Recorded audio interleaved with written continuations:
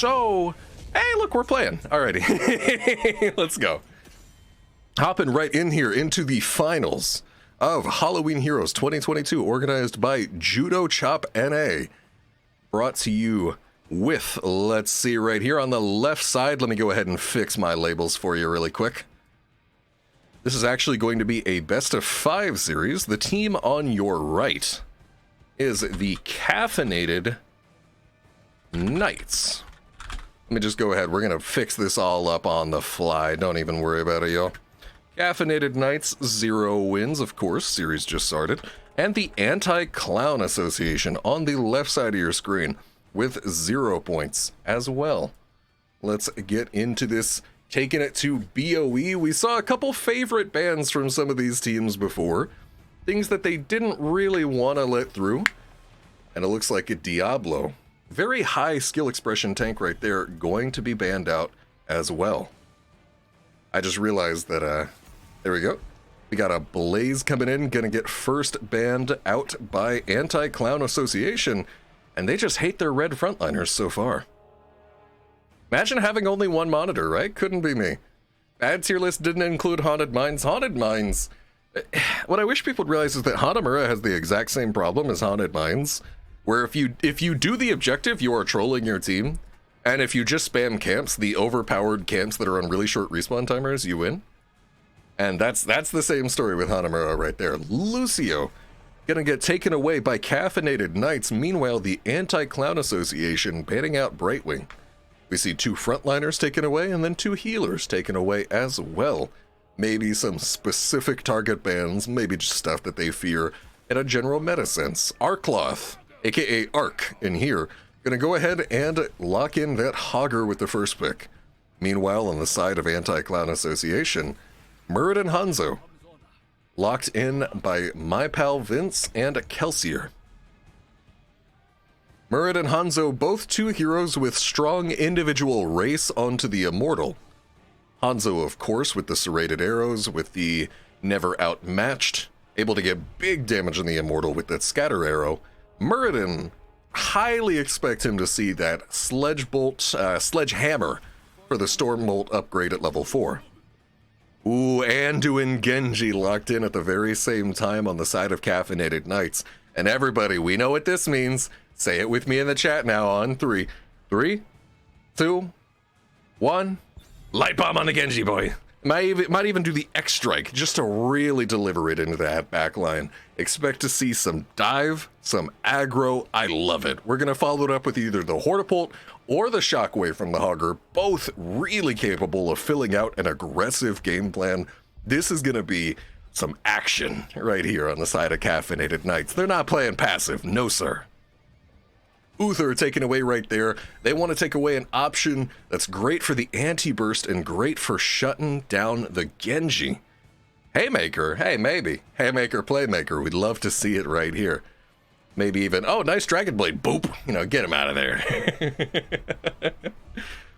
Genji, though, going to be a focal point of this game, augmented by the Anduin. Ooh, Valimar picking up the white main. I don't think we've seen a white main yet today. I could be wrong. Gotfilth as well on the Thrall. Some unique drafting going on right here for sure. I look at this Gotfilth Thrall pick in particular, and I think, man, he's really going to have to watch out for the presence of the Genji. Genji's certainly going to be looking for those ganks and rotations on the top lane. Grey Keller going to finish out the draft for Caffeinated Knights, picking up Li Ming. Now, I gotta admit, I'm a little bit puzzled by the decision-making here by Caffeinated Knights. Genji and Li Ming, 2 highly aggressive DPS characters that both get resets off of kills. So if you ask me, I think you'd maybe want to be a little bit more aggressive. Of course, Muradin and Anubarak, the 2 most aggressive tanks in the game, already taken off the table, so maybe this is a bit of a comfort Johanna pick for Osmanthus. But I'd look for something that I think sets up my team a little bit more and maybe wants to fight a little bit more aggressively in the early game. Regardless, the draft going to be rounded out by Right Clicker's Junkrat.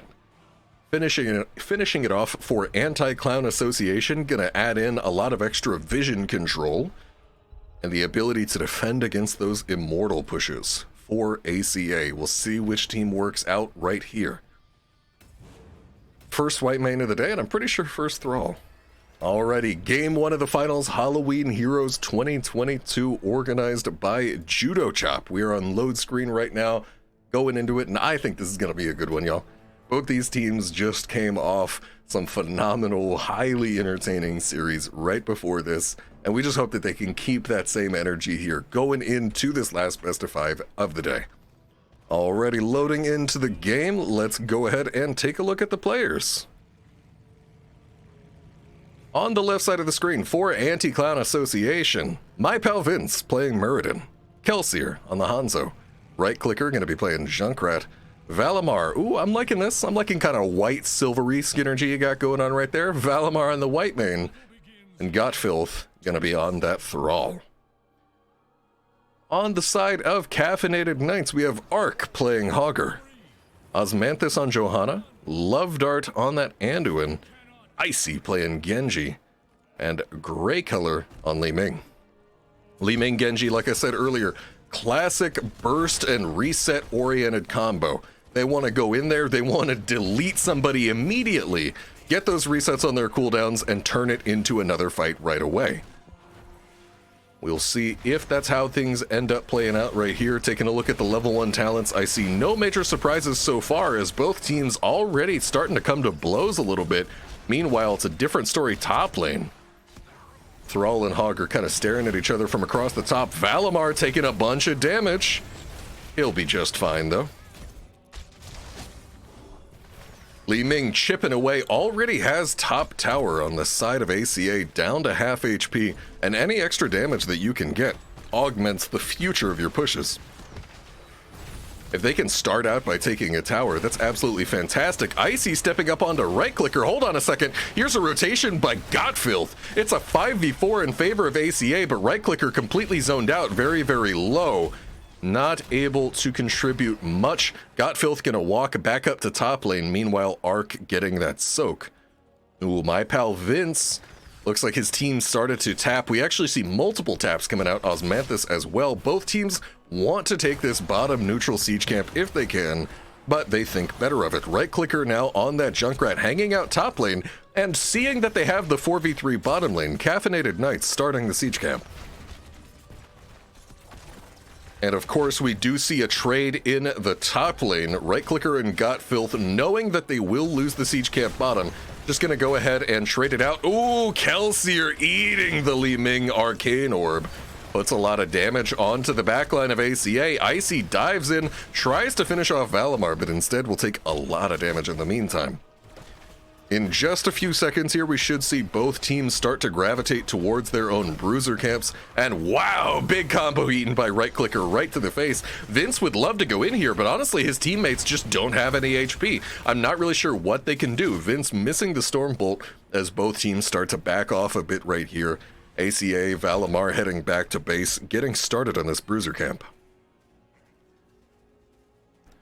Up top lane, meanwhile, Vince, knowing that his team going back to base and just resetting for a moment, he's going to camp out and see if Gotfilth needs any assistance. Oh, is he going to jump the wall? There it is. Stun lands onto Ark. Is this the first blood? No, it is not. Love Dart with the well-timed yank. Going to go ahead and bring Hogger to safety. Gray color resetting. Got to have that mana for this first objective. And now this siege camp on the side, I gotta say, I don't know how this thing got up here, but man, he is a trooper. He's still staying alive. Finally gonna get finished off by Gotfilth after much ado. Immortal phase has started, and of course, Immortals are in the positions that they're in every single game. It's always the same every single time, if I remember correctly. At the very start, the first objective is the same, after which it is randomized, if my mind remembers it correctly, but I could be making that up. Thrall continuing to push bot lane, actually almost finishing off Ark. Meanwhile, still no first blood achieved for either team here in the finals so far. Reminder, this is a best of 5. This is not going to be the shorter series that you've seen before.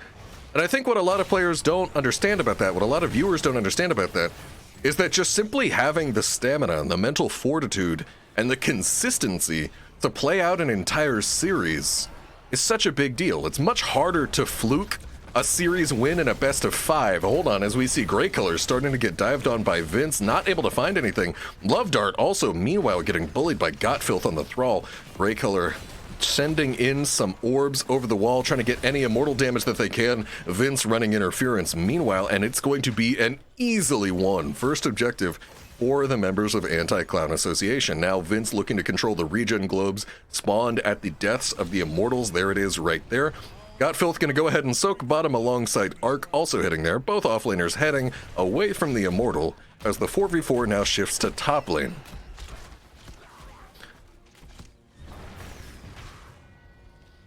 Immortal arriving onto the scene. Vince hiding in the bushes, not feeling a need to show his presence just quite yet. Level 7's about to be achieved by the members of Caffeinated Knights. 7 now for both teams.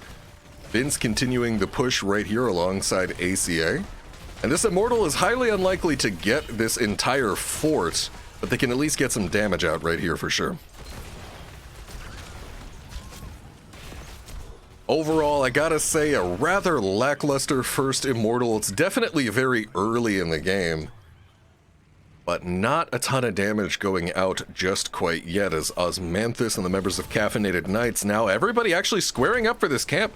Muradin is bot lane though, so Caffeinated Knights have a 4v3 top lane if they could force it, but no, Muradin is coming back up before they will be able to take advantage of his absence. And the sanctity of the 1v1 in the off lane is restored. Vince now stepping forward here onto Grey Color, poking away, trying to make sure that they constantly know where Vince is and who's in those bushes. Vince now stepping forward here, lands the stun into Grey Color. Meanwhile, though, the whole time this little skirmish is going on, wake up, guys. ACA is taking out top camp already. Advantage for Anti-Clown Association has been achieved, who actually still have a 5v4 presence here in top lane. Thrall's Feral Spirit connects onto Grey Color, but will not set up a kill. And at this point, Gotfilth needs to head back towards the bottom side. Gotfilth took a bit of a risk there by staying top lane. He wanted to try and get a kill with that 5v4, but in the end, he ended up ceding the bottom siege camp over to Arc. Still definitely a worthwhile rotation. Just didn't materialize into anything at the moment. Bruiser camp for Caffeinated Knights is going to spawn just before this next objective. Oh, Vince catches out Lovedart on the rotation. Lovedart lagging behind the rest of his party will go down, and finally, 6.5 minutes into this game, we have first blood, and it is quickly matched by the members of Caffeinated Knights, not allowing that punch to go unanswered, getting it right back. Grey Color pushing in onto this bottom fort, not even racing the Immortal. Instead, no, the members of Caffeinated Knights know what they came here for. Down a healer? No problem. We just won't fight. We'll kill your buildings instead. Vince now showing up on the backline here. Lands a stun onto Hogger. Without Junkrider Thrall, though, I question the kill potential available to the members of Anti-Clown Association. Riptire coming in. Bit of a questionable decision. Not gonna kill anybody, but does get a few hits right there. Right clicker now starting up the Immortal race. Level 10 advantage is going to be short-lived for Anti-Clown Association. Soon, Caffeinated Knights very likely to get level 10 here. They'll just get it as soon as they finish this Bruiser camp. Vince stepping up, looking for vision. Kelsier simply poking away with that Hanzo Stormbow. Little bit confusing to have Stormbow and Stormbolt on the same team, but you know what? It is what it is. And now with level 10s achieved for both teams, we're on equal talent tiers here. Vince starting to get zoned out, but he doesn't care. He's Muradin. HP is free for him. Grey Color setting up the Li Ming siege. Gonna poke away at this as much as she can. Ooh, Gotfilth with the Feral Spirit onto Grey Color.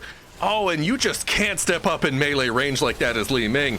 Kelsier trying to land the arrow onto Icy, but the Anduin Leap of Faith pulling him out of the angle. Shockwave from Hogger sets up Lovedart's Light Bomb, but they're still 4v5ing at the end of the day. And now Arc is spinless inside the enemy backline, tries to hide in a bush, but Vince saw exactly where he was. And not only that, it sets up the quest completion for Kelsier. Anti-Clown Association taking a strong fight right there.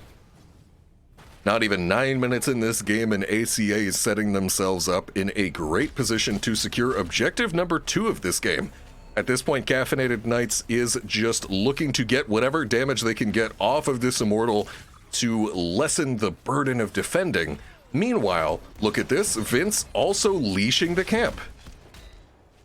Vince leashing the camp, meaning that there is going to be additional pressure in this bottom lane of the Immortal and the Bruisers, Everybody coming in here now. Just had to flash the talents for you for a second. You get them? Here, take a screenshot. Now stepping up here, and oh, that's a beautiful timing. Wave just behind, Bruiser Camp right here, Immortals. I predict some big value right here.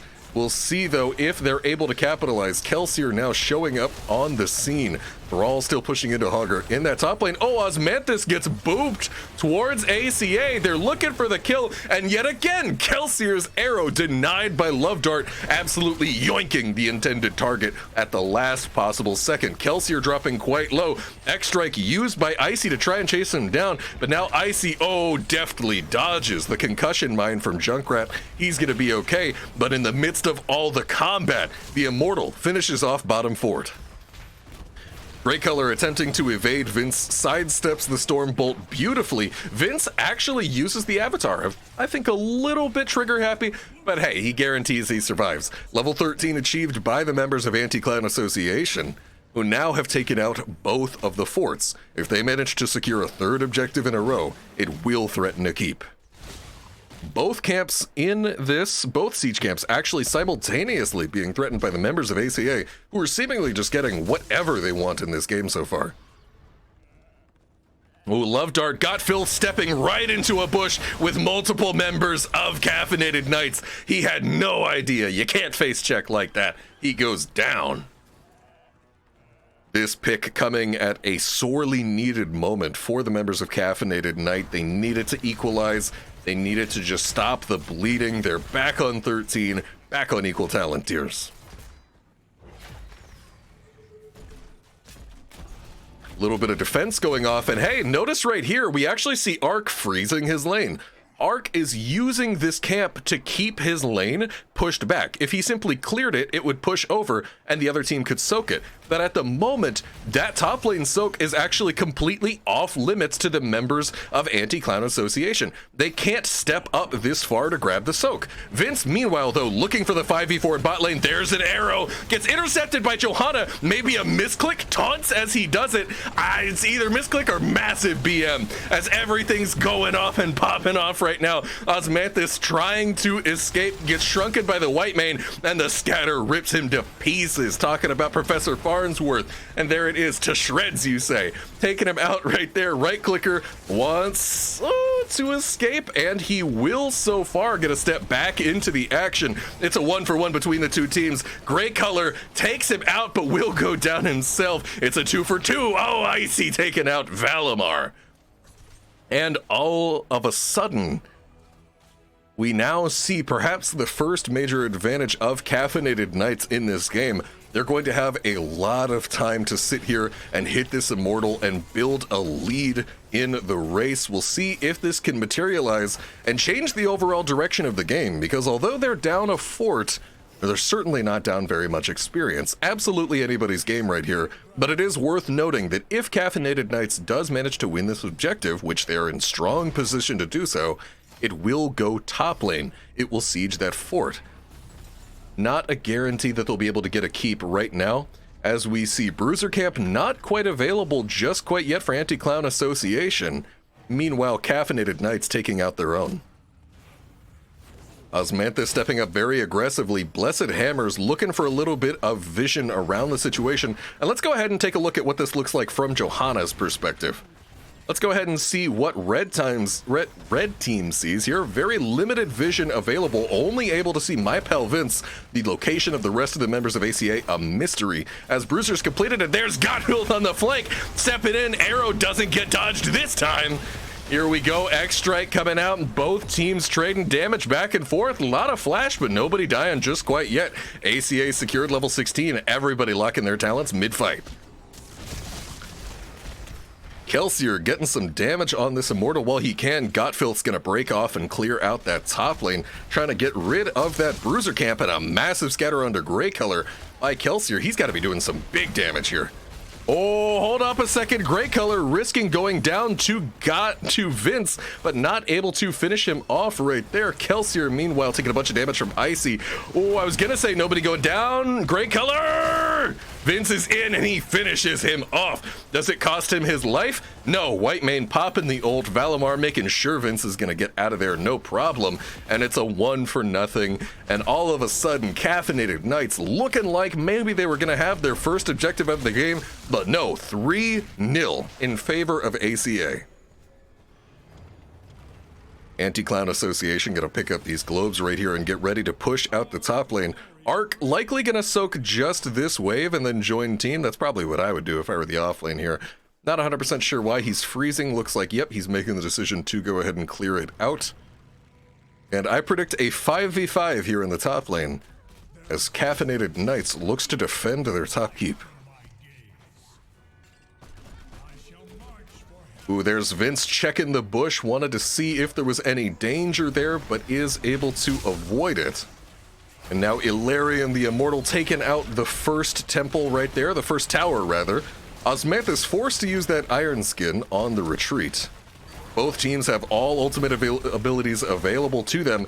Gotfilth notably flanking on the side there. He is thirsting for that Sunder. There it is. Oh, actually Sunders Osmanthus directly into the Junkrat trap. The synergy forces out the yank from Anduin. Anduin, of course, talented into Glyph of Faith, so he will have another available if he needs it. And there's the agile dismount to set up the light bomb from Genji. They're looking for it. Shockwave connects onto Kelsier. So much damage. Oh, Kelsier gets wall banged by Arc. He still had the wall jump, though. He's able to get on out of there, but it's Valimar who goes down. Arrow connects onto Grey Color, gets yanked out. That's Anduin's second pull. He's all out of pulls at this point. Osmanthus running down right clicker, uses the concussion mine to boop himself away. Arc would love to finish this. Johanna's Blessed Hammer's not able to find anything just quite yet. Kelsier taking big damage. Oh, here's Icy with the dive. Oh, he's playing pinball out here with all these dashes. He gets him.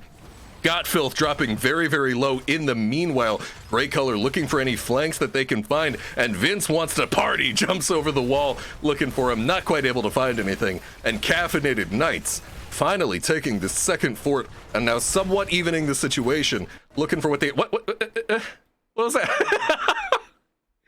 I thought there was just going to be the little millisecond pause, but no, lag has been called after killing multiple members of ACA. Let's go ahead and slide it over to me while we wait for this to get resolved right here. Very notably, both siege camps still available in the current state of the game. Wouldn't surprise me to either see the members of Caffeinated Knight go for a little bit of siege on top, or just go ahead and take both siege camps and continue what should be an XP advantage leading into level 20. Still no resolution. Arc is asking, would the game still continue if I restart comp? Might break it has been called. Yeah, they're saying sometimes Arc is asking to restart his computer, and they're saying sometimes when you do that, you can't rejoin the game. And it is very, very late in this game, so a remake would be highly unfortunate. Still waiting to see any updates right now, but currently a strong position in the late game for Caffeinated Knights in a game where the early game wasn't exactly kind to them so far. Alright, they're asking if we are ready to go. We're waiting on hearing back from the players. Hopefully we're going to get started soon. When Mura Pepega jumped for Ming, they should have all went on him for Giga Stagger. Yeah, I was a little bit surprised he didn't die there, to be honest. I feel like that was kind of hinting, because all of his team is dead. Why would you jump forward into the enemy team if all your team is dead? Alrighty, Arc says, it's whatever, I'll restart next. Let's go ahead and slide back into this game. Alright, that's a black screen. There it is. Alrighty. Pause is ending. We're back in here. Grey Color has resumed the game. Caffeinated Knights, rather than going for the siege camp behind them, they just want to go ahead and get as much siege pressure as they can. And how can you blame them? Look at how fast they killed that first tower. Stepping up forward right here, looking for a little bit more push pressure. And that is Burst Fire, picked up by this Junkrat, I must point out. Alrighty, still 12 seconds left till Hanzo respawns. That is a Sunder by Gotfilth, looking for the defense. 3v5, I'm not sure what motivated this decision making. ACA trying to save the keep, but end up losing their Murden. And hey, I guess they actually do save the keep. Okay. Okay. But it may come at their cost of the ability to save this next Immortal. Down Muradin for the next 37 seconds is a massive amount of time to be behind. At minimum, ACA should lose this halftime on the Immortal and have to play an overall kind of defensive game. Meanwhile, Arc taking out that siege camp in top lane means that even when the Muradin respawns, there's still going to be some macro pressure. Osmanthus forced to use the Iron Skin as well. Hold on a second. Arrow lands onto Grey Color and Osmanthus. He doesn't have Iron Skin. Oh, the other yank used by Love Dart. He's all out of pulls, and even from the 4v5 ACA, no fear whatsoever. And I can't help but wonder if Arc taking this top siege camp right here told ACA, hey, we don't have our offlane. This is a 4v4. Come fight us. I can't help but wonder if Hogger just needed to be with team right there, because otherwise you give the enemy team an opportunity to come back in this game. And now all of a sudden the tables have turned in favor of ACA yet again. However, they do have two camps pushing out their top lane that will need to be cleared sometime soon if they want to hold on to that top keep. Grey Color, Arc, and friends now coming in, and there's actually Genji. Light Bomb Agile Dismount combo attempted. Unfortunately, does not connect onto any members of ACA. Level 20 advantage, however, has been achieved, but they're going to wait around and wait for their Johanna to respawn.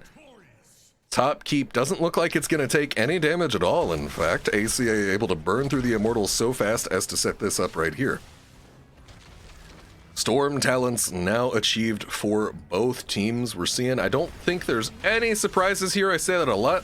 I'm ready to see the Repulsion Li Ming plays, though. Immortal nearly out of shield, and for those of you who don't know in the chat, when the Immortal runs out of shield, it switches from being ranged to melee. Oh, and hold on a second, Grey Color taking a bunch of damage in the meantime. Got Filth setting up a great burst combo. Not able to fully finish her off, though. Immortal getting whittled down by the members of Caffeinated Knights here as they attempt to defend. A Riptire actually coming in hot, just building in any extra level of zoning and damage that they can get. And this will indeed actually be both teams. I didn't even realize top keep had died earlier. Both teams now missing a keep in opposite lanes. Now ACA backing off. They're heading towards this bottom siege camp right now. Junkrat looking like he wants to go towards Bruisers or Top Soak.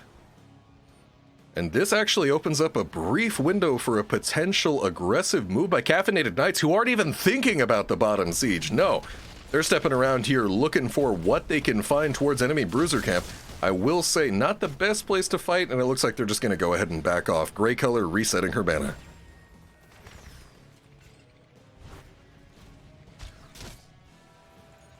Alrighty, with two camps pushing out the bottom lane, Caffeinated Knights know that they've just got to go ahead and clear this. This camp, I assume, respawns soon. There it is, 2 seconds. With how everybody was crowding out about it, it was only a clue. Bruisers up in 1.5 minutes for right side and 3.5 minutes for left side. Just capped it. You can actually still see it pushing bottom right now. And this is setting up to be a strong 5-man push from ACA. They would love to get an engage before Hogger can rejoin the team. And in fact, Hogger actually delaying his clear, a bit of a risky move, trying to join the team right here, just making sure that they don't get 5v4 while he's clearing bottom. Looks like ACA not able to find it right away, and Hogger's going to split off once again. Gotfilth standing in lane right here. I'm a little bit surprised to not see him looking for the flank angle for the Sunder. I know they would love to finish off this top keep right here if they had the capability. And here it is. Still taking a bunch of damage. ACA starting to back off and head towards this Immortal. Not able to finish off that keep. Only a sliver of HP on it. And Grey Color starting the siege from over the wall right away. Meanwhile, Kelsier utilizing that Hanzo race with those serrated arrows, and at the moment, a slight lead in favor of ACA on the race. If Caffeinated Knights wants to win this, they're going to have to step up and fight. Bullseye lands onto Osmanthus from Kelsier. Grey Color checking the bushes as well. Iron Skin utilized to eat the Junkrat traps right there from Johanna. Steps into another one. They're going to be okay. Little bit of passive pressure building up in right side team's base, though, as these catapults are going to become more and more present. There's the light bomb. Oh, gets cleansed by Valimar. Good play making sure the God Filth is going to stay alive, and the basic combo present by Caffeinated Knights denied in the moment. Oh, there's an arrow coming in. Oh, Love Dart I thought would dodge it, but no, actually eats it. Gets chain stunned. Stormbolt, bullseye, everything. A lot of damage going out onto Vince, but he's got the avatar. Oh, wow. Icy tried to finish him off with the dash, but it actually set him up for his own doom. Gets finished off after the Stormbolt. And all of a sudden, ACA looking absolutely fantastic, sitting pretty in this late game situation, up 5v4. Vince getting the damage in, and there are several catapults gathering on the core of right side. They will have to deal with it. If Caffeinated Knights doesn't make a move right here, right now, this could start to be the end for them. Osmanthus trying to step forward. Core shield is rapidly diminishing on right side. They're going to start taking real damage here. Osmanthus getting run down. He does not have Iron Skin. Light Bomb connects onto Murden. Wow, full damage combo. But the catapults are still here, guys. Okay, hold on. 15% taken off the right side core. Sunder coming out from Thrall, and despite getting a pick right there, wait a minute, great color, get on out of there. Drops low, but will be fine. Blessed Shield from Osmanthus connects with absolutely nothing. Getting run down though, Valimar, Osmanthus all up in his face. Double Dragon Arrow at short range from Kelsier. Here's a Riptire coming into the mix, pushes Osmanthus deep into the action. He's got no HP, no mana. He doesn't want to be here. He's running away. Genji now starting to rejoin the team. Osmanthus, incredibly short on resources, is forced to Hearth. He's got nothing on hand. Knowing that Muradin is still dead, Caffeinated Knight's gonna go ahead and get more damage on this Immortal. ACA not down for the count, however, as they continue to step forward. Oh, an Arc! I'm telling you, every single time a member of ACA splits, every time a member of Caffeinated Knights splits, ACA punishes. Over and over and over. You send your Johanna to Hearth, ACA is going to be aware of that. They're going to engage. You send your Hogger to go take top siege, ACA is going to be aware of that, and they're going to engage. And that's how ACA is still able to make such good things happen, even when they're down a player. Oh, and God Filth. Oh, the Sunder tried to boop Osmanthus into the concussion mine. Actually, hold on, we see a Blessed Shield response onto Kelsier. He's starting to drop pretty low, not able to finish him. White Mage ult force, Dragon Arrow, there it is, great color. That's the sidestep we were looking for earlier from Love Dart. Oh, Icy, not able to connect with the Blade Dash Light Bomb combination. Red Team Immortal starting to step forward here. Still has a decent bit of HP left, about 40%, but here's Thrall in the back finishing off Love Dart. And as Anduin, you simply can't be that far forward. Vince, utilizing the rewind, finishes off Gray Color as well. Just barely surviving that keep. Hold on, Osmanthus, I didn't even see him over there. That's how out of position he was. And that's all of a sudden a triple kill. And I think at this point, ACA just has to walk up and kill the core. Certainly going to be a valiant defense attempted by Genji and Hogger. But at best, this is an uphill battle. Your nearest respawn 34 seconds away, a nearly impossible task. Icy doing his best to come in and support Arc. Ooh, there's the spin. Valimar cleansing it out. And Arc dropping very, very low does get dropped. It's down to just Icy. Icy gets inside base, and GG has been called. There's no point at this point. They know it's over. Oh, hold on. No, he tried to let you end. Oh, he tried to let you end. He wasn't even fighting anymore. Oh, no. GG. ACA takes the first game of the finals of Halloween Heroes 2022. I swear that taunt was a fat finger, says Osmanthus. What a game one right there. I gotta say, brilliant composure and map awareness, and the combination of the two demonstrated by ACA. Every single time they knew that they could take advantage of an enemy team split, they did. Over and over and over. Got Filth, wonderful rotations, wonderful flanks. You can see that CCL experience right there kicking in for these players. ACA taking game number 1, looking to start what they hope is a sweep. Meanwhile, on the other side, Caffeinated Knights would love to take this series and even it back up here in this best of 5. Let me go ahead and update the score, unlike what I was doing before.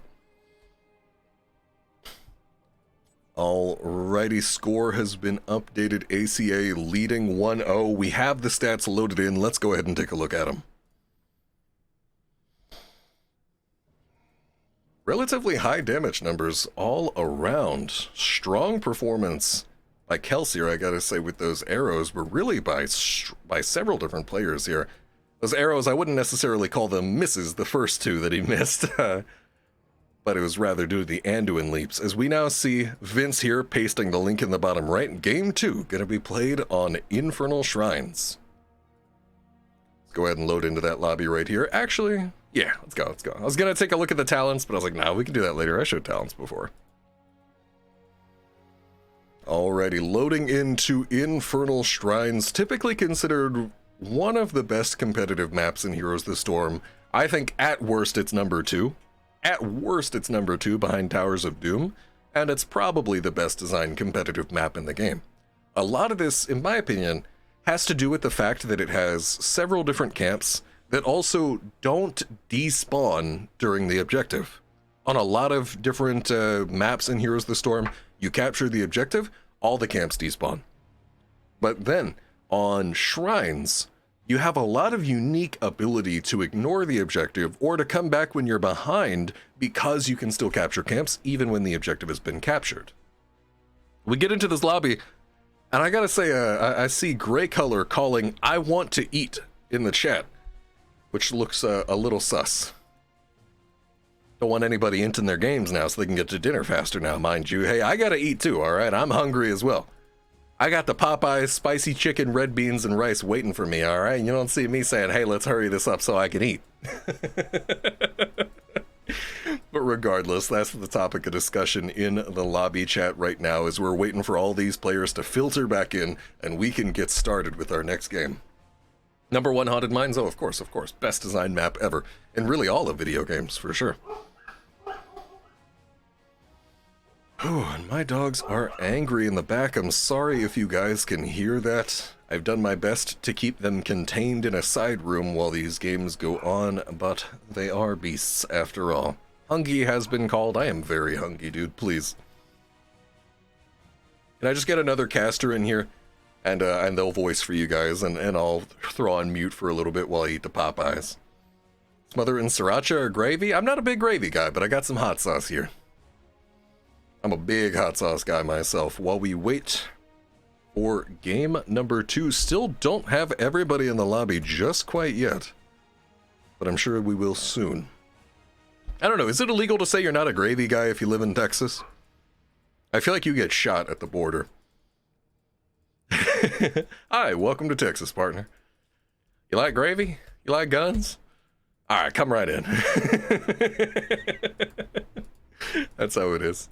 As we're now getting ready for game 2, still no sign of all 5 players on the side of Caffeinated Knights just quite yet. We're actually at 9 out of 10 players overall right now. Should be able to get into this draft real soon. Do you need a co-caster? I'm fine. I'm fine, don't worry about it. I really like having a co-caster, but today we're doing solo. Texas gravy is different? I don't know, man.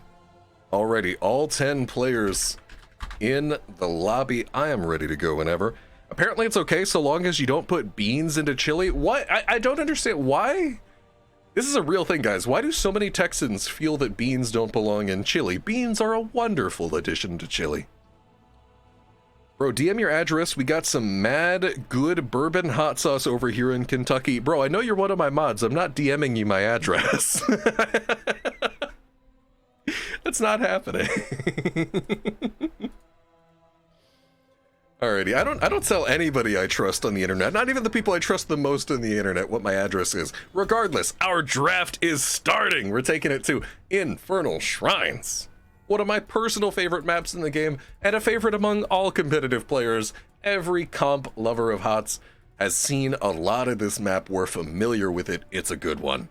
I'm expected to see some Hogger, some Diablo, and if we see those heroes, I'm expecting to see some Tychus, some patterns we can usually observe on this map. I have no idea what's up with Texans and beans exactly. Exactly. Why would you be opposed to goodness in your chili? It doesn't make any sense to me. I'm glad that we have some sensible people in the chat right here for sure. Even people in Austin love gravy. Gravy unites all Texans. Hey, ain't nothing wrong with people from Austin. I was there actually the other day. I went to a Benny concert, New Zealand singer, Benny. And I stopped at a place called P. Terry's Burger Stand. And I gotta say, y'all, P. Terry's Burger Stand, that is so good, and it's like McDonald's price. You ever in Austin, go hit that up. As we see a Mephisto and Junkrat ban, 2 area AoE-focused DPS assassins banned out from each team. Looks like they swapped out Arc. You are indeed correct. Arc swapped out right here, had to restart their PC, and it looks like just in case actually gonna sub in their place for game number 2.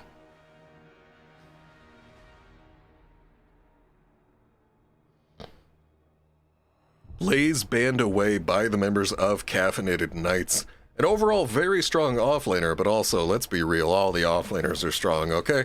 We're in a power creep meta, and we're stuck in a power creep meta. It's not like the devs are gonna fix it. Blaze, Augur, Leo, Dahaka, Yrel, even if you're good at her, woo! A lot of strong offlaners in the game right now, but I can't complain. I play Hammer, alright?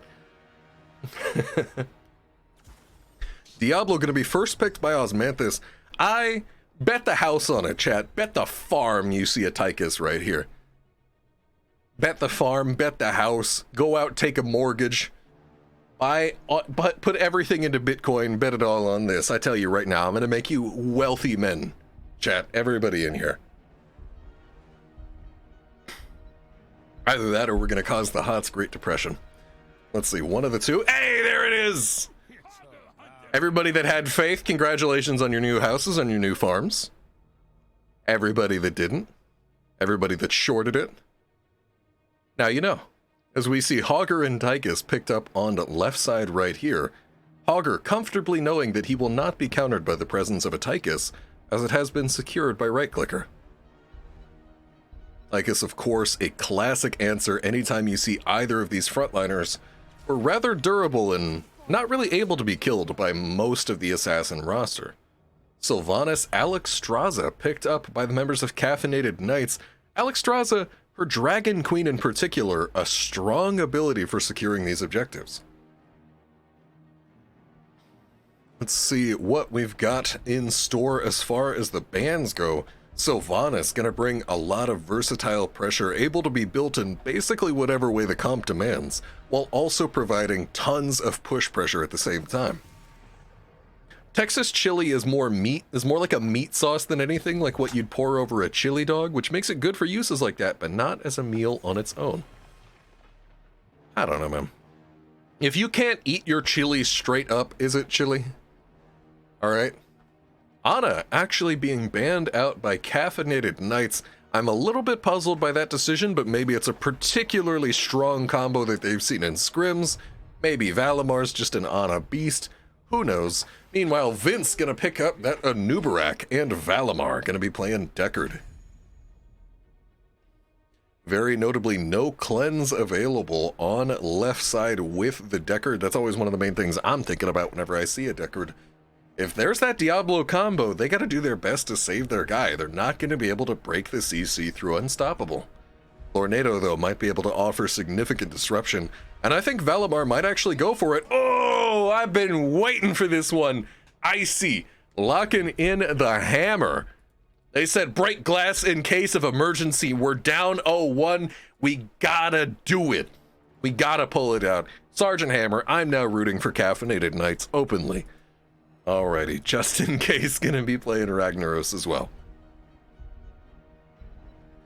So far, a lot of map pressure is what I see on the side of Caffeinated Knights. If they ever win an objective, the amount of push that they're going to get with Sylvanas Hammer, absolutely filthy. And the fact that the hammer, the rag, can just soak the whole time, ooh, that's an Orphea. Coming out from Gotfilth right there as their chosen mage counter to Sergeant Hammer. A lot of long-range different assassin options available, and I gotta say, Orphea, I haven't seen it be super successful, but I would love to be proven wrong right here. Technically, you can straight up eat anything. Anything can be a meal if you have the courage and strength to make it so. I mean, I guess so. Like, you could eat solid uranium once, right? Like, that's just a thing. That's a meal. Last meal. Hell of a last meal, though, a lot of calories.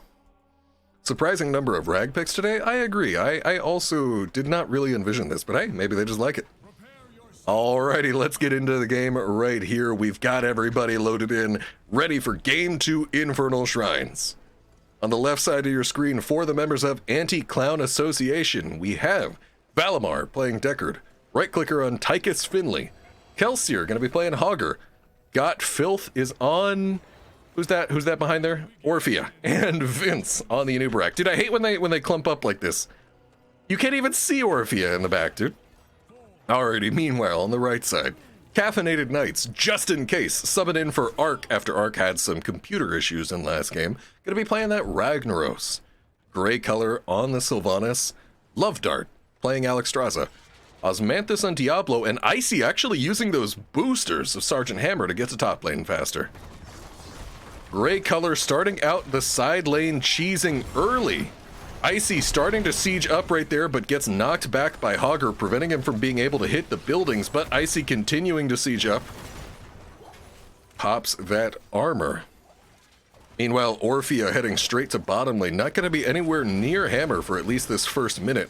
Just wants to pick up Soak. Icy setting up, and very notably, that's an ambush pickup right there. We're going to see a stealthed Hammer. Ooh, right clicker taking a little bit of damage. Gets grazed by the Alexstrasza Flame Buffet. Not able to finish him off, though. Love Dart finding himself in the middle of all the action. That's not where you want to be. Love Dart getting finished off. First blood of the game going over to Anti-Clown Association. Meanwhile, Icy camping out in top lane. He knows where he wants to be.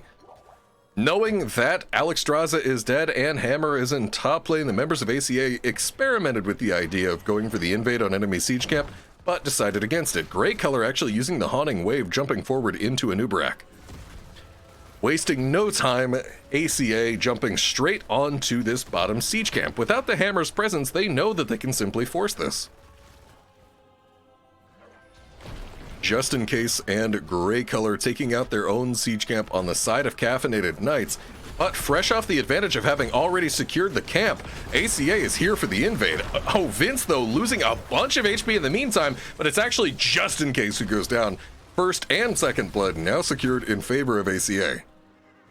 A half-level lead for Anti-Clown Association, who have taken 2 out of the 2 camps already secured at this point in the game.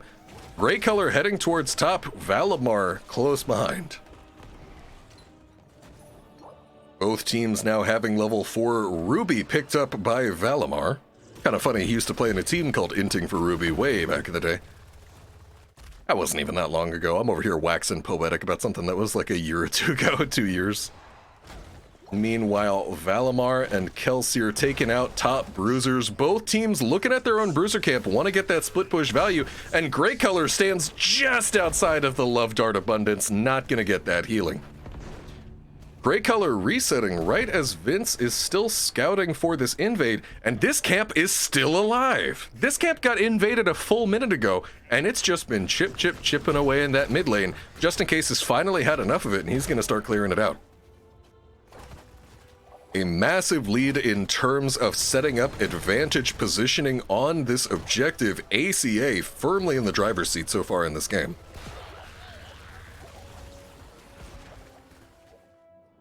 We're going to actually see some opposite pressure from Caffeinated Knights. Rather than fight for an objective that they are very far away from, they're simply just going to go for the opposite lane push. Tychus, now the sole last remaining person clearing the objective for ACA, as merely the team wants to simply set up and protect Icy on the split push. Oh, Vince coming in for the combo onto Icy. He's got 50 armor, so he's pretty tanky. But, oh, Kelsier tried to slap him and just barely out of range, not able to find it. However, I must remind you that the entire time that this has been happening, Tychus up top lane securing that objective. Osmanthus goes in for the aggressive move onto Kelsier. Kelsier able to spin out, though. Somebody was saying in the chat earlier that Hogger only has a quarter-second wind-up time on that spin, and you know what? I believe it. Gray color now walking up. Red side team, Caffeinated Knights getting ready to defend. Vince caught out on the rotation, able to burrow charge to safety. Hammer still staying in bot lane, and that's a critical component of Hammer, is that you want to minimize the amount of rotating that you do. Just in case, gonna use Molten Core to assist in defending this top lane. Gray color, wait a minute! Almost dying to the immortal. Gray color's gonna be okay, however. And now the push continues. I gotta say, Orphea actually is kind of insane, specifically versus Ragnaros, because Ragnaros tries to use Molten Core to defend, but Molten Core is considered a hero. So all of Orphea's kit gets bonus damage for killing Molten Core. Osmanthus now face-checking the bush with... Oh, wait a minute, the root! The root just barely touches Osmanthus, and right-clicker is there to finish him off. First 3 kills of this game, all going over to Anti-Clown Association. Icy still camping out bottom. Their prolonged campaign in the bot lane, eventually able to finish off the bot wall. Full level lead being enjoyed by Anti-Clown Association. Vince scouted out by the spider mines. And once again, ACA fully aware that they have the numbers, they have the advantage, they're going to go ahead and force that bottom siege camp. Kelsier, spin wasn't exactly quite how he intended it though, and that's going to slow down his camp capture time. Level 10's now achieved for ACA, which means that this right side camp should be free for the taking. No way the Caffeinated Knights could realistically contest this without their ults, but it looks like rather than go for the steal just quite yet, they want to set up some advantages. Gotfilth scouting out the Bruiser invade. Gotfilth just getting on top of this, waiting for teammates to rotate in, but very notably a Nubarak very late to join the team. Tychus popping Odin in service of the mid-siege, and the Bruiser camp invade is complete by ACA. Tychus not feeling the need to preserve the Odin and wait for the objective to use it. No, instead simply just getting a little bit of extra siege pressure in that mid lane. Vince with some very aggressive scouting positioning right here. Meanwhile, Gotfilth camping out near the hammer wants to see what they can do. Oh, Gotfilth starts moving in onto Icy, able to land the E. It's just going to be a little bit of poke damage, nothing serious. BFG locked in by Hammer, as well as Lava Wave by the Ragnaros. I'm intrigued by some of these choices right here. I almost wonder if the logic behind this is to stall the game for level 20, so they can simply wait for Hammer to become overpowered with her late game talent tiers. If they Lava Wave, it's very hard to get the game ended on you earlier, at least it slows down the pace of the game a lot, and you can start to scale into some of these ridiculous late game Hammer power spikes, like Mechanical Know-How and Ultra Capacitors. It's a strategy, we'll see if it works.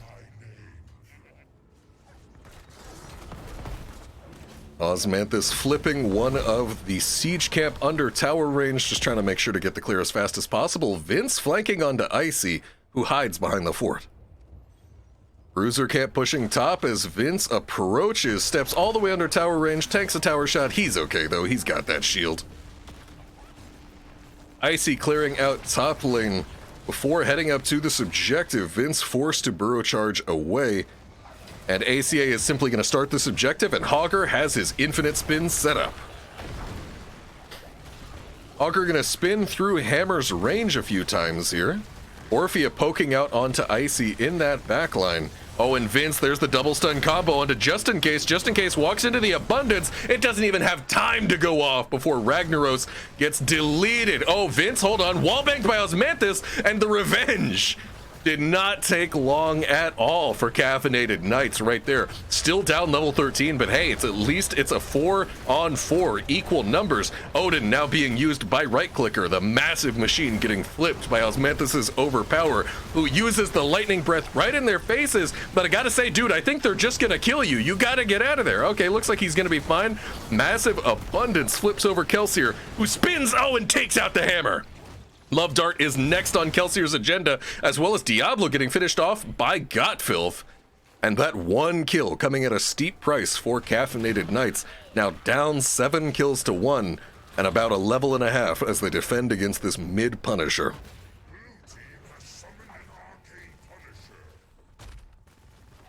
Right clicker augmenting the push. Gray color getting rotated on by Vince and Gotfilth. Not going to lead to any kills just quite yet as Vince cleans up bot lane, or rather Gotfilth cleans up bot lane.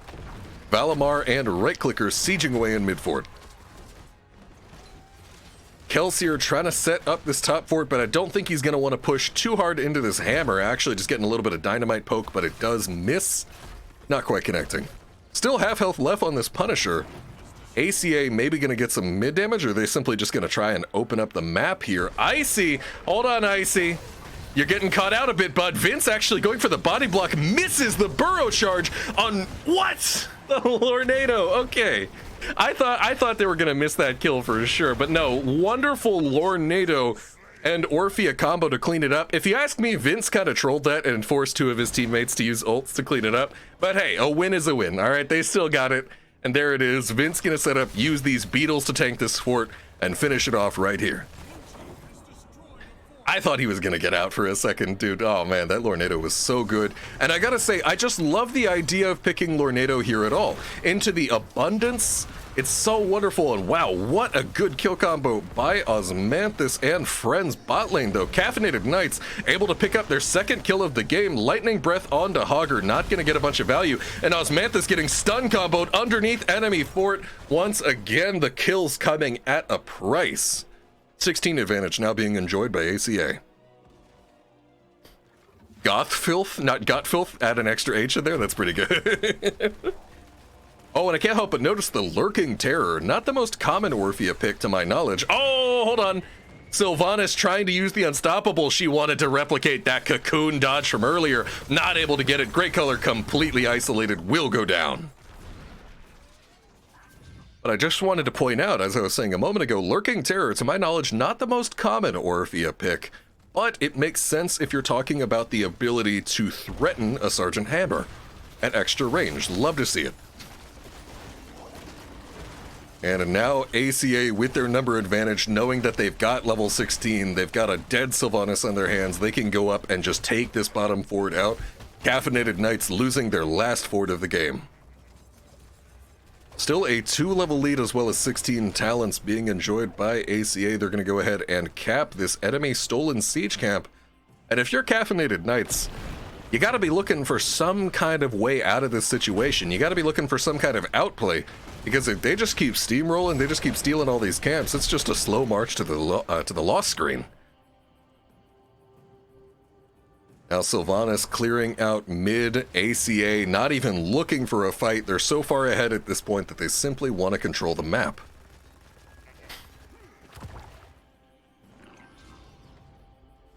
Deckard's setting up potions on the objective ahead of time. He knows there's not going to be any fighting anytime soon. He's just allowing his Hogger to spin through these potions whenever he does set up the infinite spin. Some good foresight and experience being demonstrated. Also, Kelsier holding on to this bruiser camp as well. Gray color scouting out Vince, is able to see him. Red side team still does not have level 16s. Vince is caught out for a moment, gets wallbanged by Osmanthus, but he's in a noob rack. He can get out, no problem. Lava Wave coming in bot lane, gonna try and disrupt some of Orphea's split push pressure. Level 16s now picked up by the members of Caffeinated Knights. Vince looking for the rotational interrupt. Osmanthus going for the combo. Hold on a second. Oh, Vince! I thought he was going to be able to escape, but no, a well-timed wailing arrow by Grey Color to immediately punish the hubris by Vince. Well executed. ACA realizing that the objective is lost at this point. If they were to try to contest it 4v5, they instead transition over to pushing down midkeep. They are fully aware that they have to contest other parts of the map. And this is what I was talking about earlier before the game. I said in Fertile Shrines, there's always something to do other than the objective. There are a lot of maps where if you lose a person, you're just screwed because you can't contest the objective and there's nothing else to do. But there's always something else to do on this map. There's always another lane to push, there's always a camp to take. A new Barak very unlikely to get here in time, still 7 seconds away from respawning. Caffeinated Knights able to take this objective. ACA gonna back off and try and wave clear as much as possible. Gotfilth looking at bot lane as well. If they can just get level 20, then it won't honestly even be a big deal that they're losing this Punisher, because Caffeinated Knights will be simply unable to push with it. Lots of potions being set out ahead of time. Rag still in base for Caffeinated Knights, so a 4v5 till Rag is here. Or if you're getting that long-range chomp onto Icy, level 20, they can just about taste it on the members of ACA. Almost have it. There it is right there. Stun combo coming out onto Osmanthus. He's trying to survive. He's not going to be able to get out of there. Will get dropped. He did have soul, so he's going to come right on back. But Gray Color, next target for ACA, will get dropped as well. Love Dart, you got to dodge those Orphea Qs. You can't keep running in a straight line. Oh, walks him through the lava wave, and that's going to be, actually dodges the lava wave. Ragnaros going to fall. Vince on the flank onto Icy. Icy trying to get on out of there, drops below 100 HP. Oh, he wants to run. No, the Abundance started to bait him, and then his teammates said, no. They started retreat ping spamming him. They're like, get out of here, dude. Lightning Breath still not really getting a lot of value so far in this game. And the members of ACA just setting up for the immediate push onto top keep. Red Team Punisher falling after getting some damage onto top keep wall. Level 20 advantage still absolutely here, as there's still more than a full level to go for Caffeinated Knights. Right clicker utilizing that Odin. ACA definitely not going to play for the end here. They just want to get this keep and back away.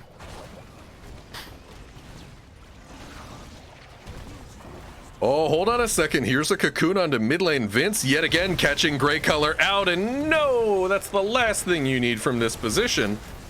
Man, I just want to root for the Hammer player, but y'all are making it kind of hard if I'm being honest.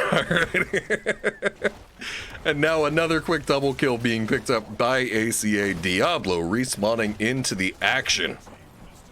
Take a look at the stats right here, moving in. And ACA, they don't want to go anywhere. They like it where they are. Osmanthus getting deleted.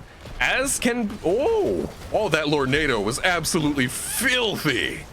Icy getting taken down as well. ACA putting an exclamation point on this series, going up 2-0 after an extremely well executed 19 kills to 3 here in game 2. A strong showing from Anti-Clown Association here in that second game. I gotta say, those Deckard Lornados, I love it. The ability to disrupt the Alexstrasza abundances, the ability to disrupt the Hammer from being able to chip your buildings for free. Just everything. The ability to push that rag right into your team's hands as you're finishing the game. Absolutely love it. Well done by the members of ACA here. We've got these stats loaded in. Let me go ahead and slide them over for you.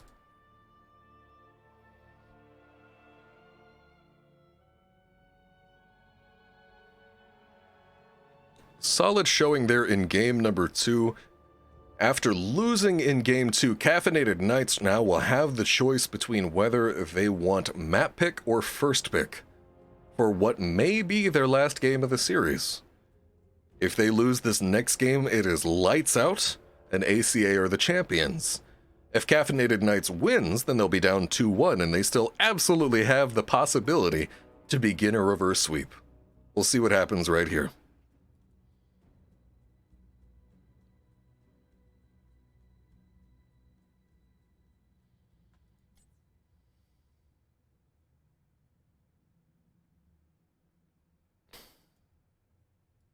Used to not even be a trait. I remember when Sergeant Hammer's siege mode was actually E button. And when I started playing Sergeant Hammer again, after it was no longer the E button, I pressed my shield so many times, my armor button so many times, thinking I was siege moding. That habit definitely took a little bit of unlearning from me, for sure. Strong game though. Like I said, only 3 kills picked up by Caffeinated Knights. And virtually every time they got a kill, it came at a very significant cost. Gem-focused build being picked up by Valimar right here. Ruby and Emerald being combined with perfect gems. And it looks like Game 3 is going to be on Towers of Doom. Caffeinated Knights honoring their promises of what to do with map pick, I assume. Or maybe they chose first pick and ACA choosing it as choosing Towers of Doom with their map pick. We shall see right here. Gonna slide us over and hop into that lobby.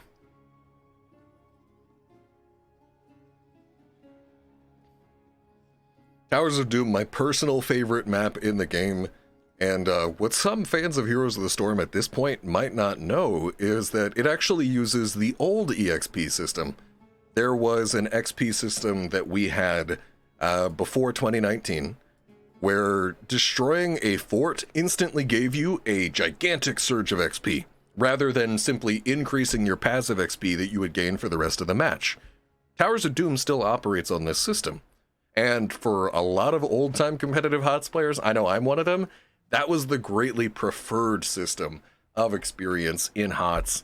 It gave you some really interesting plays when you could just know that you could guarantee yourself a surge of experience as well. We'll see how it plays out right here, waiting on all 10 players to be present. Also, Asaya Lucario, I hope I'm saying that right. Thank you for the sub during the course of that last game right there. Waiting for everybody to get into this Towers of Doom game, and I gotta say, whenever we're thinking about towers, we're thinking about late game. All right, late game. You absolutely can get snowballed early. There's no map that'll save you from inting the early game away.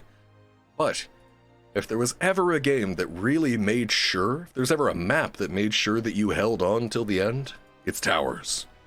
With the inability to simply push in and destroy the enemy core, even if you're winning, that guarantees that the game's going to go at least a little bit late. I find that even the speedrun Towers of Doom games only tend to go about 12 or 13 minutes, and that's when one team is just crushing. Whereas like a fast Braxis game, give it like 7, 6, 5 minutes, it's over. You get that first Zerg wave, you just pack up, everybody takes it right to the core, runs a little marathon real quick. Alrighty, all 10 players are in the lobby. I've informed the players that I'm ready to get started, and let's see. From this point on, for the rest of the series, from this point on, all ACA has to do is pick up one game.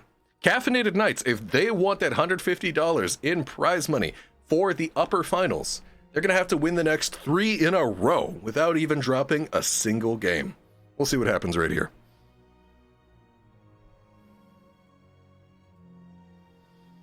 Still waiting on the go-ahead from every player right now. Nothing heard just quite yet, but I'm sure we'll get into this draft sooner or later, y'all.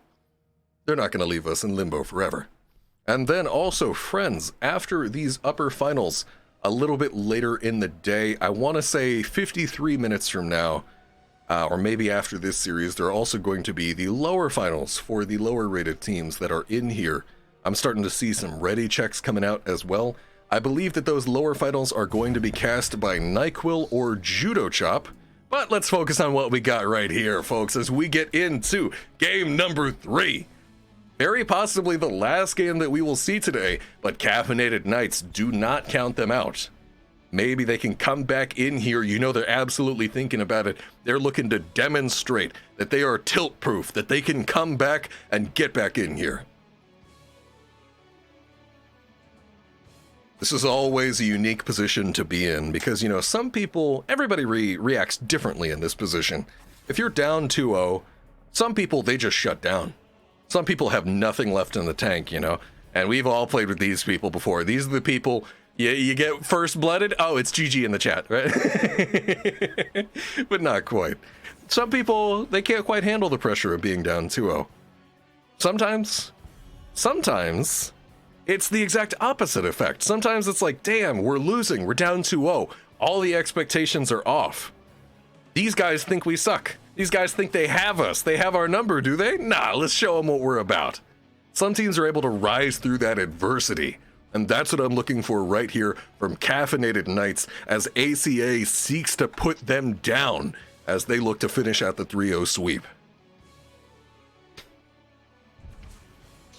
Diablo going to be first picked by Osmanthus. Towers of Doom, not as much of a given to see a Tychus pick as we saw on Infernal Shrines, but it still wouldn't surprise me to see a little bit of Tychus priority right here.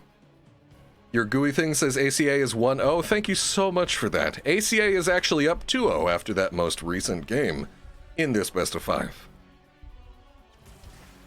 Vince gonna pick up the Muradin and right-clicker on Sylvanas. No Tychus. Like I said, this isn't Infernal Shrines, so you don't have that guaranteed Odin value to nearly the same extent. Right-clicker on Sylv. I want to see what can be done right there. Probably an overwhelming affliction pickup at level 1. Gonna pick up that percent damage into the Tychus. Gonna help shred through that spell armor. And ooh, Love Dart said, hey, Deckard looks like fun. I want to try it myself. As they pick it up right here on Caffeinated Knights, just in case. Gonna be playing the Greymane. A lot of aggressive, forward, engage potential coming out from Caffeinated Knights right here, and I love it. They're not playing something that's going to sit around and wait to scale, maybe like what they had before with the Rag with the Lava Wave that said, we're going to stall this one out a bit. Nah, this is a comp that can come in and just kick you in the teeth, starting at level 1. You get those Sapphires, you get those cross-screen gems, and hold on a second, ACA entirely foregoing their 3rd ban. Now, I don't want to say this is disrespect. But how are you missing the 3rd ban in the middle of this game? We shall see, certainly. Alrighty. Caffeinated Knights probably not going to do the same right here. We'll see what they want to take out from the side of ACA.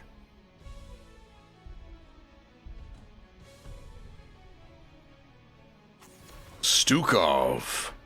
Valimar not going to be allowed to play Stukov. Still lots of different options available, but 2 different healer bans taken away by Caffeinated Knights.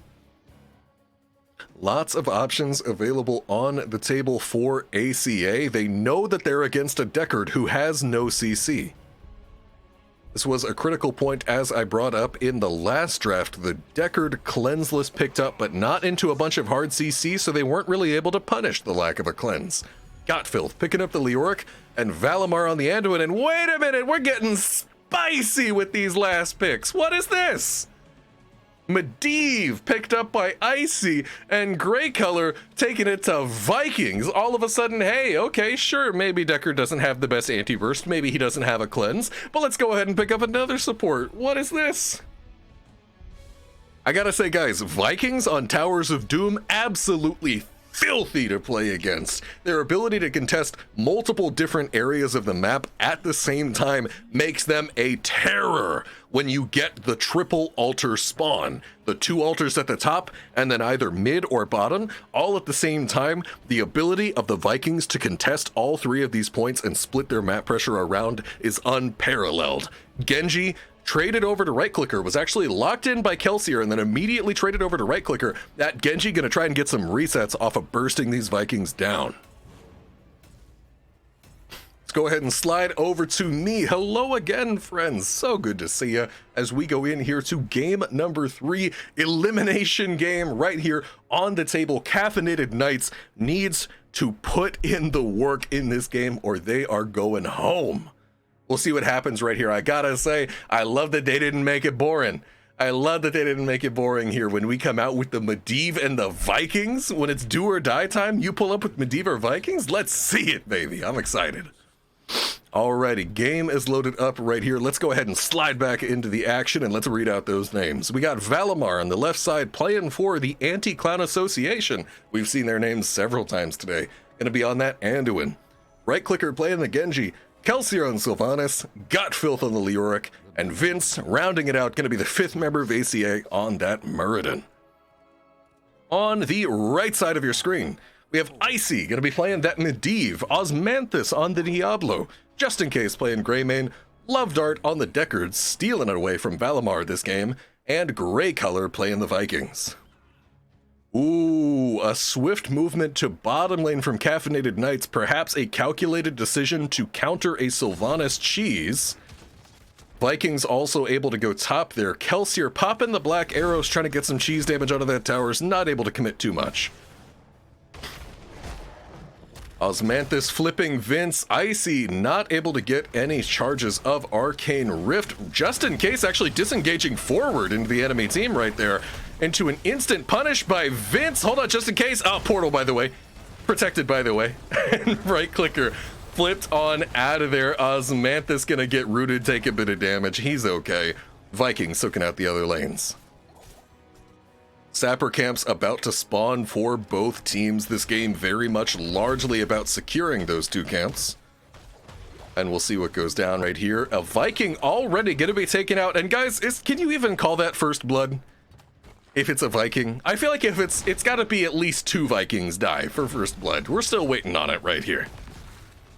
Alrighty, red side now clearing out these lanes. Genji gonna want to be able to replicate some of that success and look for more aggression onto the Vikings later. Both teams getting started with their sapper camps.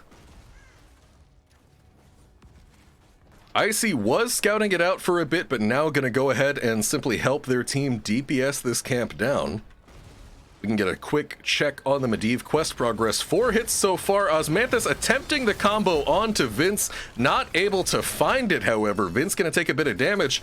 Red side portaling away before realizing that there's not too much danger and they can portal right back on in. Osmanthus getting some chip damage from right clicker here. Right clicker living up to his name. A mid lane rotation coming out from Caffeinated Knights.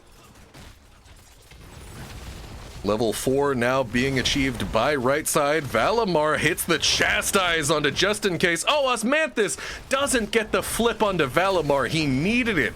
Just barely out of range, and now Just In Case getting bullied by Vince on the low block right there. Gets the potion, he's fine.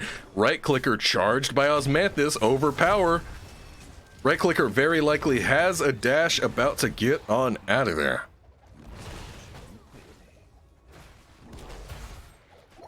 Red side team clearing out this bottom lane. A very, very slight XP lead in favor. Okay, now first blood. There we go. There we go, Godfilth. You're balling on the Vikings enough that we can call that a first blood. Icy looking to get some stacks of the Master's Touch on that Arcane Rift right here. 15 out of the requisite 40.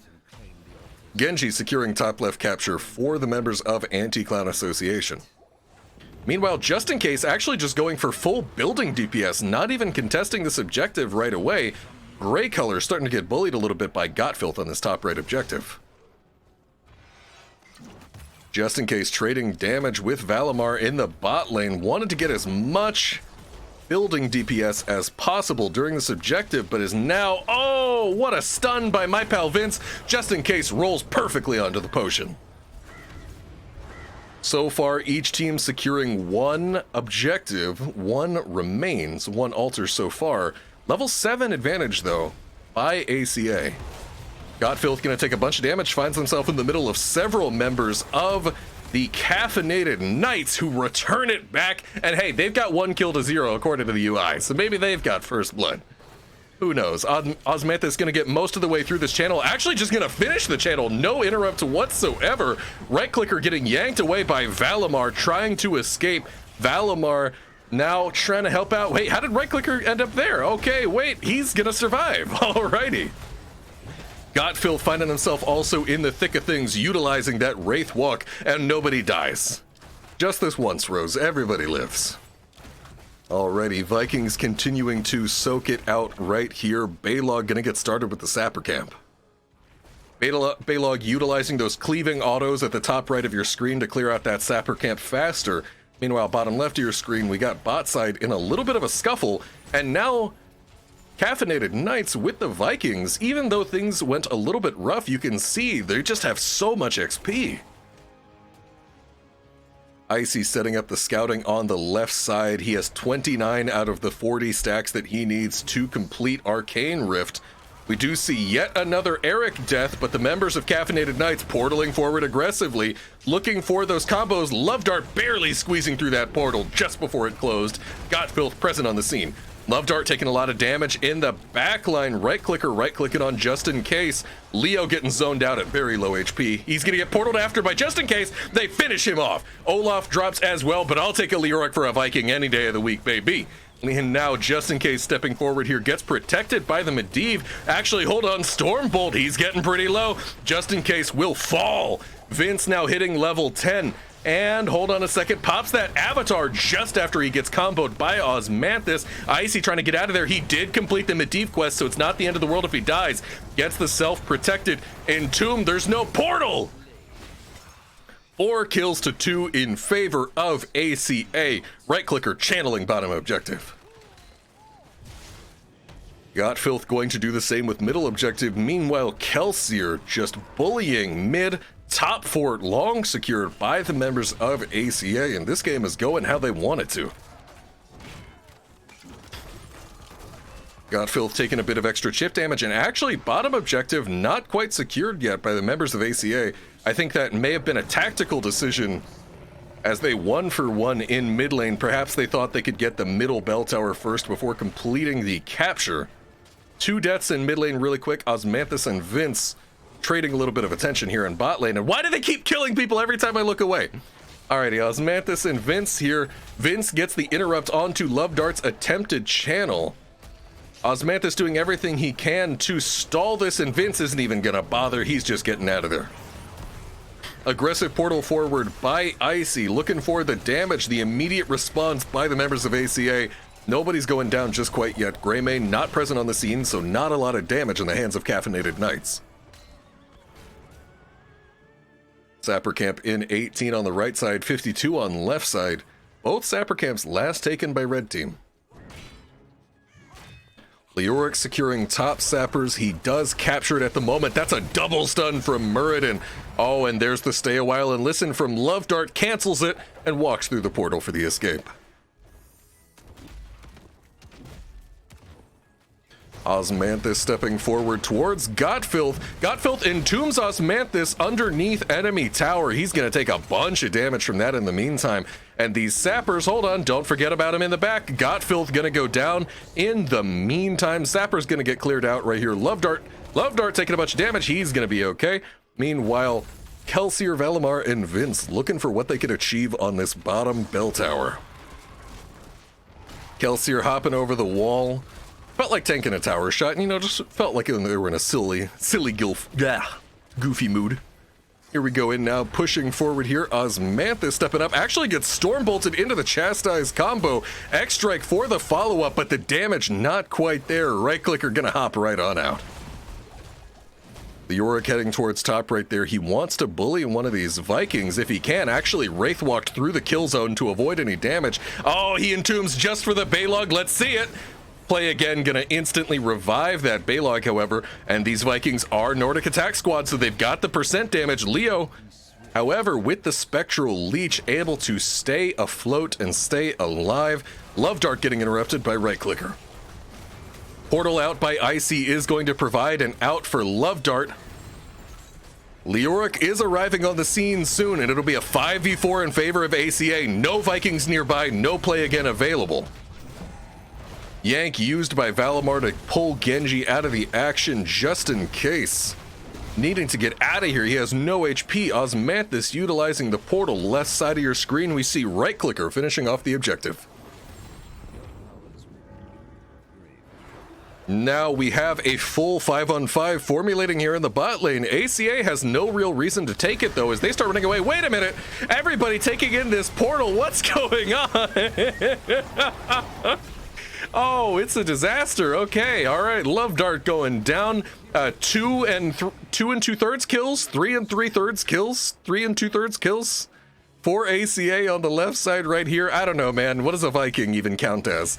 Gray color trying to charge onto the fort to get on out of here, and let's just call it 4 kills as the last Viking falls. Osmanthus trying to take out Vince, but Vince is able to jump on over the wall and get on out of there. Despite losing several members of their team, Caffeinated Knights now back in control of all of their original bell towers. I say that. Okay. No, they're in control of 2 of their original bell towers. Vince over here on the Sappers, left side, level 16 advantage. Red side coming in, trying to defend their Sapper camp. No Genji, no Sylvanas available. Vince maybe bit off more than he could chew, gets caught in just the edge of the sleep. Double Stormbolt by Vince as he seeks to escape. Good stuff right there. Vikings is 0.25? I mean, kind of. Vikings counts as a quarter of a kill for experience, but there's 3 Vikings, so they're like a third of a kill, you know what I'm saying? Alrighty, now Vince stepping forward, lands the stun onto Love Dart, setting up the CC. Vince getting flipped over by Osmanthus, jumps right out, gets chased by the portal. Lightning Breath absolutely cooking Valimar. Will take him out to start this out. Gray color getting finished off means that play again must be used if he wants to take advantage of that Nordic attack squad. However, Sylvanas channeling top right objective at the same time, and I don't think Caffeinated Knights can interrupt. Maybe Medivh actually able to set it up. Meanwhile, right clicker in this fight, finishes off just in case. Osmanthus trying to get the peel, not quite able to do so, and right clicker is just dancing on him in the meantime. Sylvanas capping the top left altar. Everything falling apart for Caffeinated Knights in the moment. However, they do get the kill on Leoric. Level and a half lead for ACA. Gray color, that Baylog on the brink of death. Not gonna fall just quite yet, however. Genji getting that push pressure onto bottom lane. Left side sappers are available for Anti-Clown Association. They get right on them.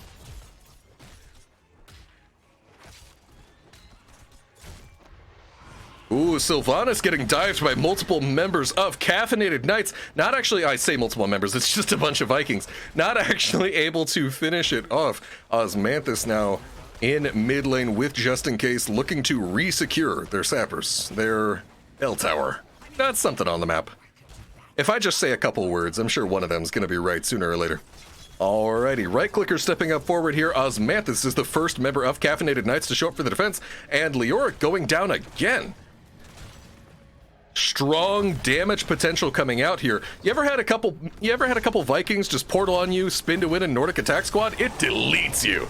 Just In Case, however, speaking of getting deleted, is next to fall in this whole entire situation that is this game. I gotta say, it's a bloodbath out here. 11 kills to 8 so far, and that does not do it justice for the amount of fighting that we have seen as Love Dart falls. Right clicker able to take him out with the blade dash.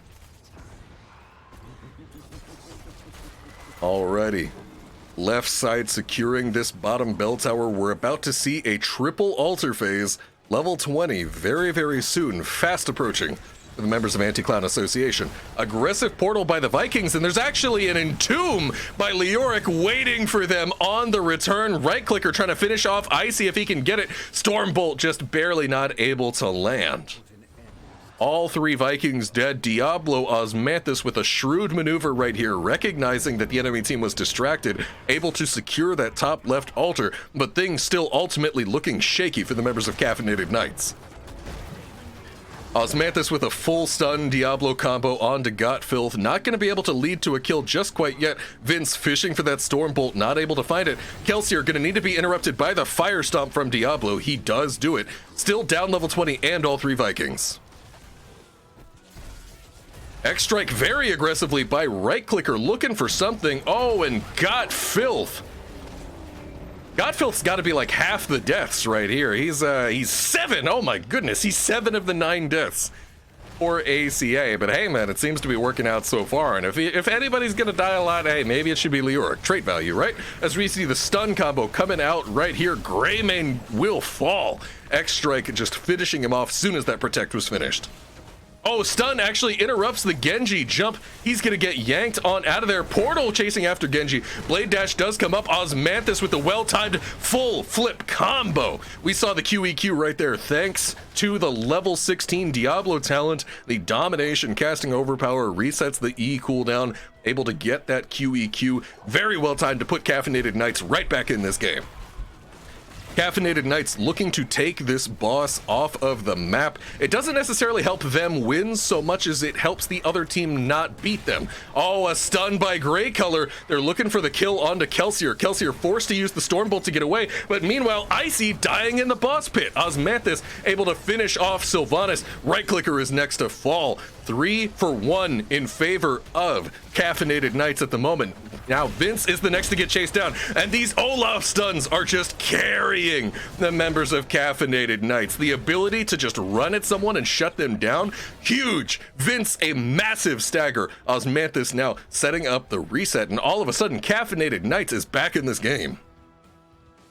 And when I was talking about that Olaf stun, I am of course referring to large and in charge. When Olaf charges enemies, they are stunned for 1 second. Level 16 Vikings talent. 3 members of Anti-Clown Association are dead at the moment. Only one, the Medivh, for Caffeinated Knights. Love Dart getting started on the sappers right there. Gray color going for the objective. Osmanthus scouting. I think he doesn't realize that the members of ACA are simply doing the top sappers at the moment. Now Caffeinated Knights clearing through this bottom bell tower as well as contesting both sapper camps. I think they maybe should have gotten a little bit more value considering how many kills they got, but hey, can't complain about this. This is pretty decent. Gotfilth now able to re-secure, it looks like. Oh, that level 16 Mithril Mace is doing work on the building. That attack speed is nutty, and Eric is gone. He falls. Love Dart here, he maybe wanted to come by, see what he could do, but nope. Oh, and all the Vikings are back, though, as they're playing again. A pull onto Vince. Oh, Valimar gets slept, as does Sylvanas. Everybody's protected with the arcane explosion. Valimar getting cooked once more. Diablo has his number. He's taken him out. 5v4 at the moment in favor of Caffeinated Knights. Osmanthus maybe wanted the flip onto Gotfilth, not able to find it.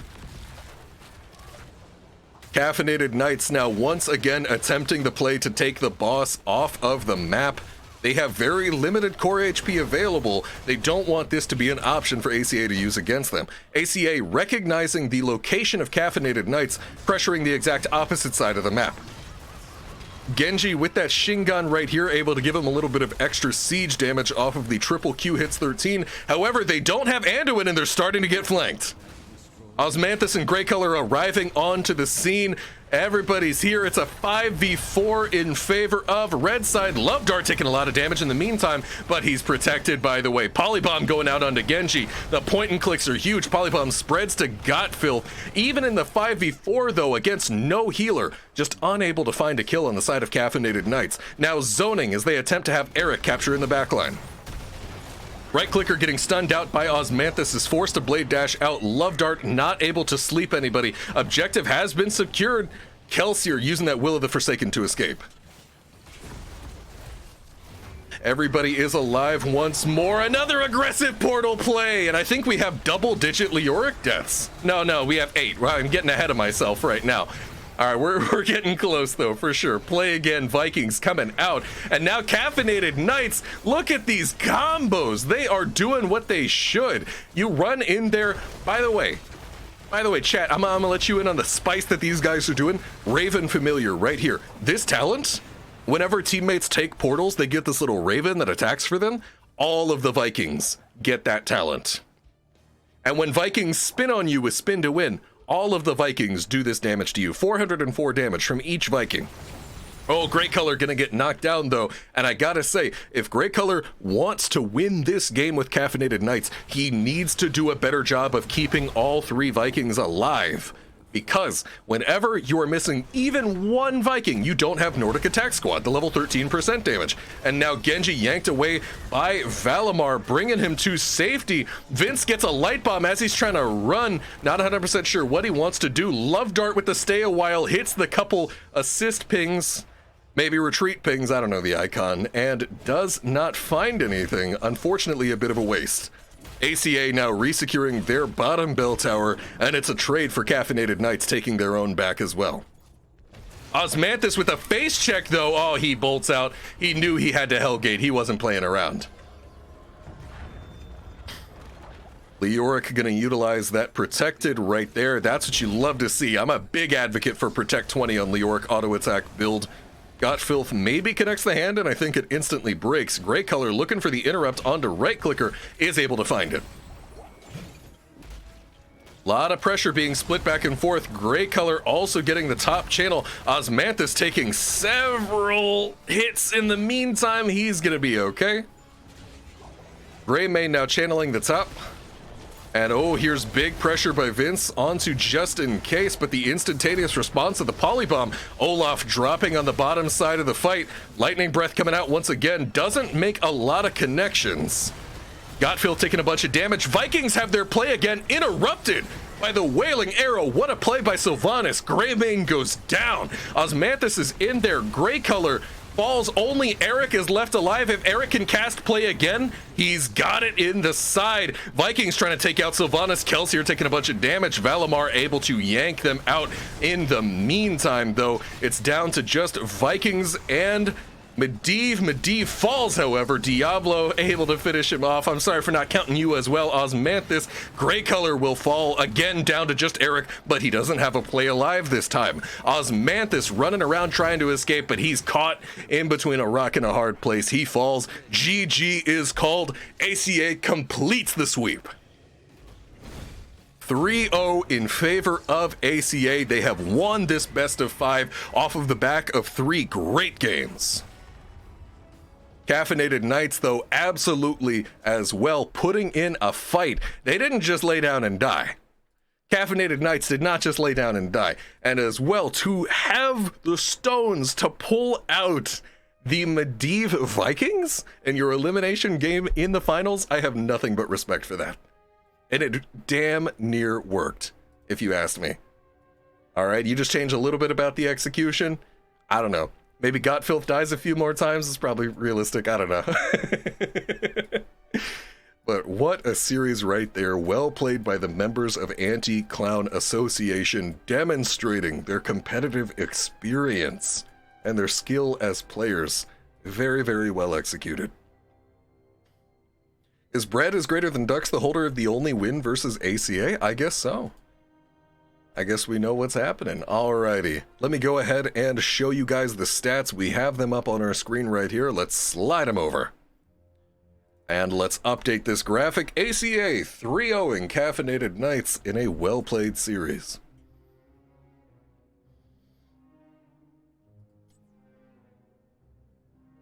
I really thought they were going to be able to pull it out. I saw them start to make plays with Large and In Charge, and I thought to myself, Godfilth is inting. You know, Genji's, they've got so much point and click CC for him. They've got the Olaf stun, they've got the Diablo stun, they've got the Polybomb. I thought for sure they were going to be able to pull it out, and we were going to go to another game. Close one, though, well executed by ACA. GG's to all involved. Irby, thank you for the 5 gifted subs. Appreciate ya. Disco Spiders. Wexstarl, I assume that's what it is. Augusta Aquila, Fish Hots, and Big Scary Duck. Welcome to the stack. Thank you so much for those 5 gifted subs, Irby. What a day of casting right there. That was some good stuff. Let me see. It looks like there's no need to worry about the raid, so I think that is where this train ends here tonight, my friends. A lot of great Heroes of the Storm today, and I gotta say, let's just pull up the camera right here. I gotta say thank you to JudoChop for organizing this. Thank you for JudoChop for reaching out to me to cast this tournament. I had a fantastic time.